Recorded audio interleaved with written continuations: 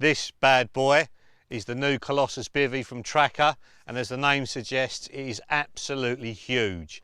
Designed for the session angler, for guys that fish in pairs, takes up a massive amount of space, but boy is it worth it. I've fished under this on purpose on my own just to get a feel for it, and I have to say I am now converted. So to talk to you about putting the bivvy up, very similar to a normal Armo dome, to be honest. Ground sheet goes out first. That's absolutely huge. This swim coast point is a massive swim and it's taken up 2/3 of it. So before you get one, you need to make sure it's going to go in the swims that you're going to be fishing. So ground sheet goes down first, then the inner tent goes up, and the inner tent isn't waterproof. That's just like the sort of fly sheet material, and that's what gives it the double skin eventually and keeps away the condensation. So that goes on, peg it down as normal. And then the outer skin goes on. That's got a separate rib at the front to pull it out further to create the porch. It has to be pegged out separately, so there are a lot of pegs to go in with this bivvy, but once it's up, it is worth it. Pegging it out separately keeps a gap between the two skins and means no condensation or water goes through. It's made out of the Aquatex material, which is totally waterproof. The water just beads off of that beautifully. And then to talk about a few of the features on the front of the bivvy, we've got these huge mozzie panels on here. That's great when you're sitting inside. You've got a lovely view of the lake through these.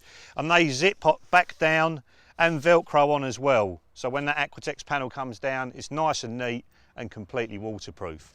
Another nice feature is this strap. You've got it on either side of the bivvy for keeping the rod in when it's sitting up there when you're putting another bait on. There's nothing worse than rods sliding off the bivvy. And then the tubes that are actually making this bivvy are much thicker than a normal bivvy because it is so much bigger. And there will be a frame support to go with this when it does actually come out, which is going to make it even more sturdy if that's possible. That's super sturdy as it is now. So they're the features on the outside of the bivvy. Let's have a look inside. Check out my crib, look at that. Absolutely palatial in here.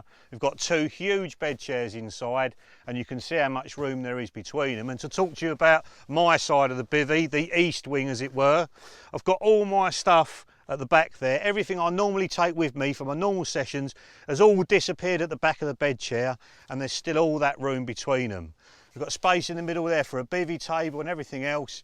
And to talk to you about some of the features, first of all, moving up to the roof here, got a lovely mesh canopy to put all your clothing in to keep that out of the way. That's a really good idea.